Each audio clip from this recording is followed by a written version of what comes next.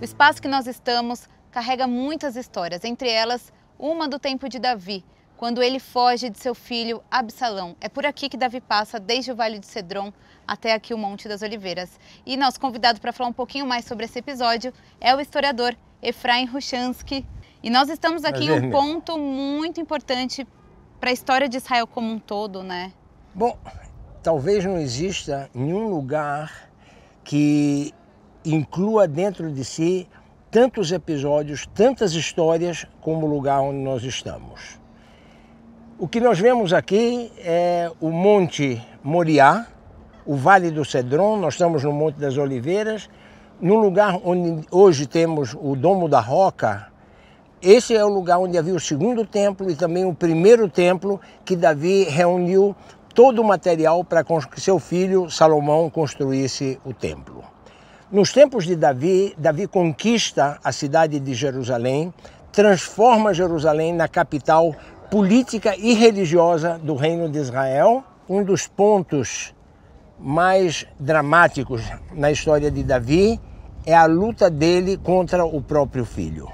O fato de Absalão querer organizar e preparar o seu exército para atacar Davi vai dar ao rei Davi o tempo suficiente não só de fugir, mas também de se organizar e se preparar para a batalha contra o filho. E essa batalha no final vai ser vitoriosa e Absalão termina sendo morto.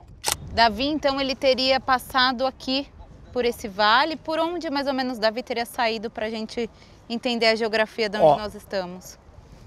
Hoje em dia, quando nós falamos de Jerusalém, nós falamos do topo do Monte Moriá em direção ao oeste. Naquela época, toda a cidade de Davi, o que nós chamamos de cidade de Davi, era uma cidade pequena que ali embaixo, está vendo ali uma muralha? Sim. Lá é a cidade de Davi. Essas muralhas que hoje em dia nos parecem muralhas pequenas e simples de serem escaladas e serem conquistadas, elas eram consideradas muralhas tão poderosas que os jebuseus, esse povo que morava aqui em Jerusalém, eles falam para o rei Davi: mesmo que nós coloquemos aqui cegos e coxos, você jamais vai conseguir conquistar a cidade. E aí realmente a única forma como os valentes de Davi conseguem conquistar a cidade não é escalando a muralha nem quebrando as portas da cidade que tinham grandes defesas, e sim através do caminho das águas. Ou seja, do momento em que o rei Davi consegue pegar um prisioneiro e tirar dele a informação de onde estava a fonte de Siloé e como ele entrava na cidade, então os valentes de Davi entram pelo túnel e conquistam a cidade de Jerusalém, que vai ser de grande importância, porque desde a conquista da Terra Prometida, Jerusalém era um enclave. Jerusalém era um território dominado pelos jebuseus, que é um dos povos cananeus, e eles estavam exatamente separando entre as tribos do norte e as tribos do sul.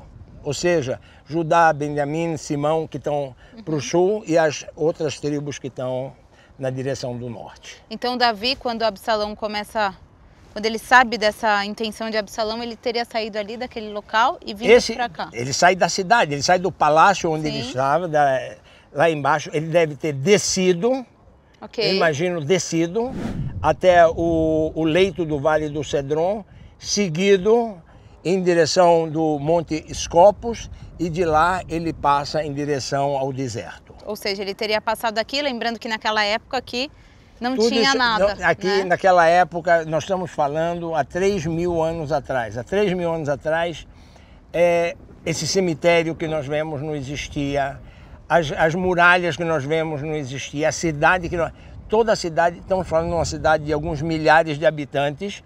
O que sim vai existir na época de Davi é no lugar onde nós vemos hoje em dia o Domo da Roca. Lá foi construído mais tarde pelo filho dele, o rei Salomão, o primeiro templo. É curioso, eu estava pensando agora, Efraim, que justamente por onde Davi passa, depois vira um cenário de muitas passagens de Jesus no Novo Testamento também, né? Monte das Oliveiras, Vale do Cedron e Monte Moriá, essa é a paisagem que nós podemos dizer a paisagem mais descrita, mais marcada em todos os 4 evangelhos. Por exemplo, Nós vemos aqui na muralha, onde as portas que estão fechadas, essas são as portas da misericórdia, por onde Jesus entra e o povo aclama a ele no domingo de Ramos, dizendo: Hosana, Hosana, que em hebraico quer dizer salvai-nos, salvai-nos. Muita gente não percebe, mas se nós vemos o nome de Jesus em hebraico e Hosana, é a mesma raiz. Jesus é Yeshua e Hoshana, Yoshana e Yoshua é Salvador, salvai-nos. Quando Davi, ele sai do palácio, ele passa pelo Vale do Cedron, então a gente consegue acessar o Vale do Cedron para ver o cenário? Sugiro, vamos andando até... Vamos lá, vamos seguir em direção do Vale do Cedron. Tentar refazer esse caminho? Claro, vamos tentar refazer o caminho.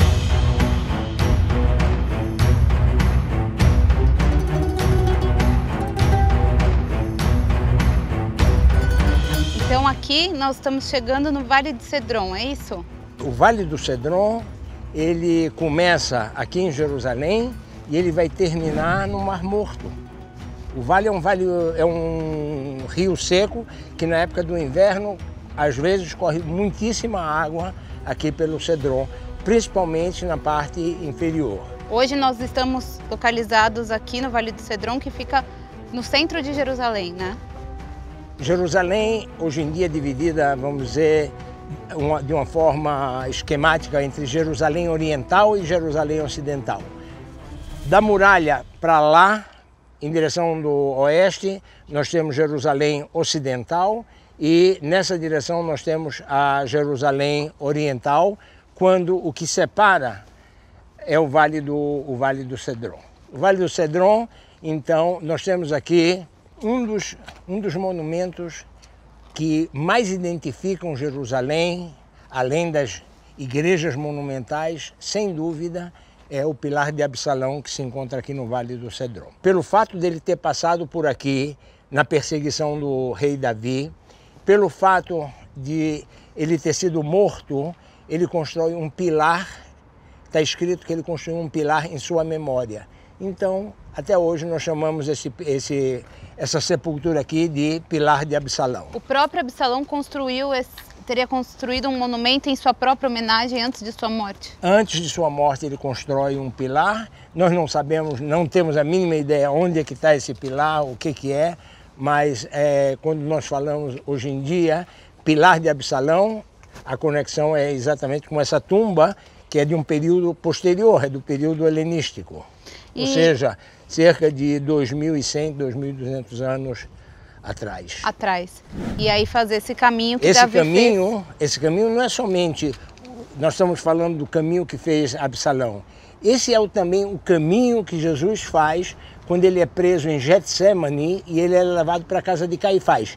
Esse é exatamente o caminho que faz Jesus há 2.000 anos atrás. Davi volta por aqui também?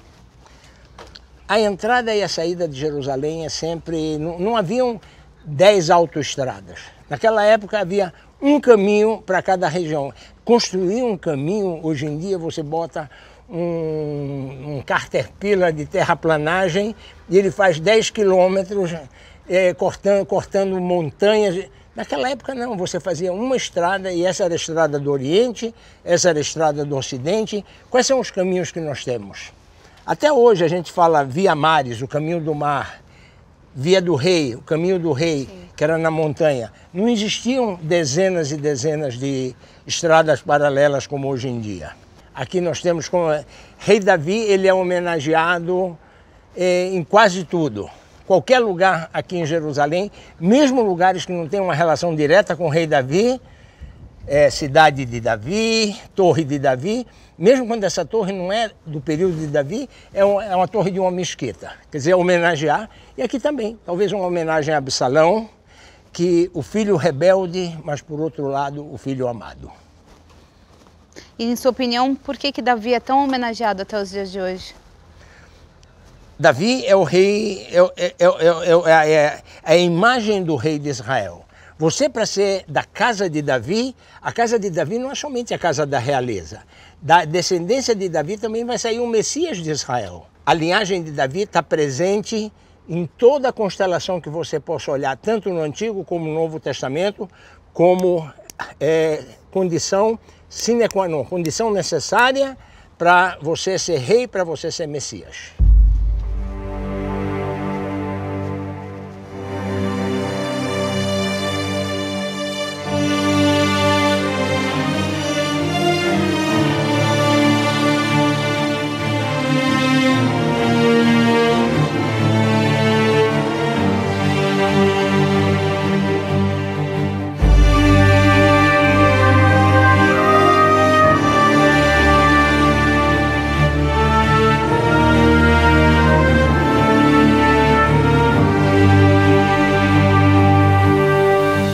Então, Efraim, aqui estamos em uma parte do Vale de Cedron. A gente pode dizer então que Davi foge de Absalão nesse momento. Agora eu estava pensando aqui, ele foge de Absalão, sendo que ele poderia ter ficado.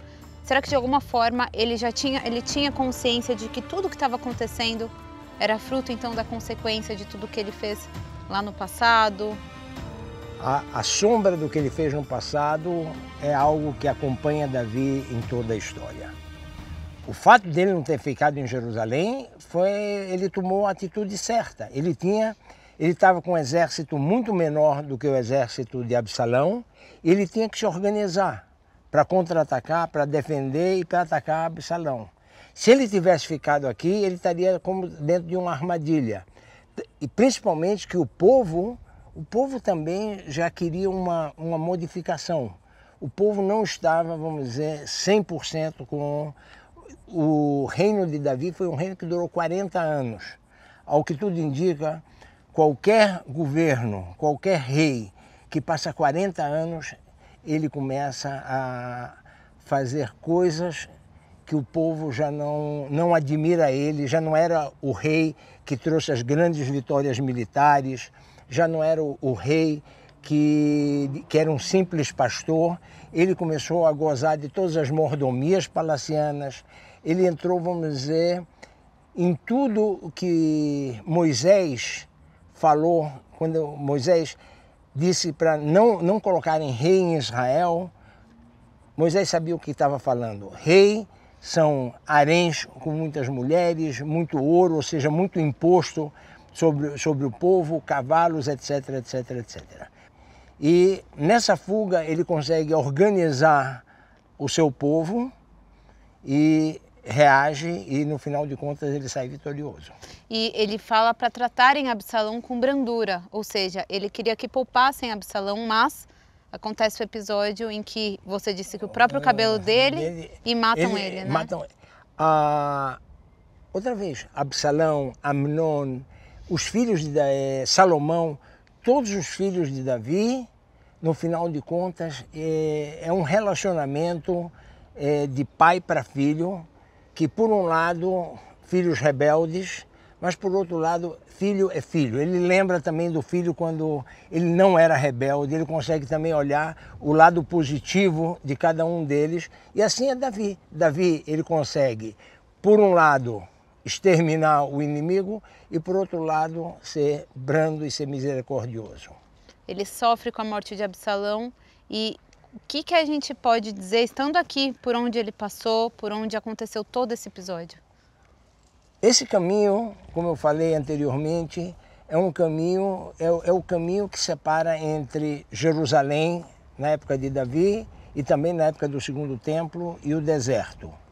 Jerusalém é o Vale do Cedron, vamos dizer, a fronteira oriental de Jerusalém, Da mesma forma como Davi passou por aqui e mais tarde Absalão foi em sua perseguição, nesse mesmo lugar que nós estamos, eu poderia falar que 1000 anos depois Jesus é preso em Getsemane e é levado aqui para a casa de Caifás. Esse é o caminho, portanto, todos os eventos, nós aqui podemos respirar de uma forma profunda todas as épocas da história. Onde a gente decidir que a gente vai cair na história bíblica ou história moderna, o Vale do Cedron está presente. E o quão emocionante é isso? Principalmente para você, como historiador, que estuda aí há tantos anos essas histórias. Nos últimos 35 anos, eu posso dizer que eu vivo a terra de Israel no dia a dia. Ou seja na Galileia, seja em Jerusalém, seja no Mar Morto, aonde eu estiver, eu consigo apreciar não somente a beleza natural dos lugares, mas também entrar em comunhão com os eventos históricos que ocorreram em cada um desses lugares. E é muito emocionante estar aqui, né, Efraim? Sem dúvida. Convido todos vocês a virem visitar o Vale do Cedron, visitar Jerusalém, participar de forma ativa em toda a história bíblica. E a gente pode falar, para encerrar aqui, Davi, como caracterizar Davi, como a Bíblia diz, que ele foi um homem segundo o coração de Deus?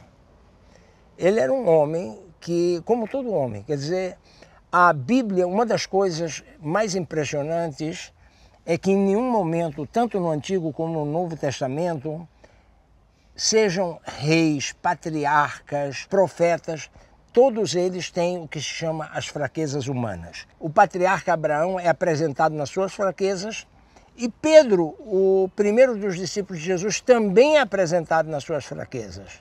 Ou seja, a fraqueza humana é característica, porém o arrependimento, a fé, a saber conciliar as coisas, isso sem dúvida não podemos tirar do rei Davi, ele soube fazer todas essas coisas. Tá ótimo, muito obrigada, foi um prazer, viu? Foi um prazer, obrigada por toda a expedição hoje. Obrigada a você também por ter ficado com a gente até aqui. A gente vai deixar vocês com mais imagens aqui do Vale de Cedron, um caminho por onde Davi passou quando fugiu do seu filho Absalão. E a gente se vê no próximo episódio. Não deixa de se inscrever no nosso canal para acompanhar todas as novidades, tá bom? Até o próximo episódio. Tchau, tchau.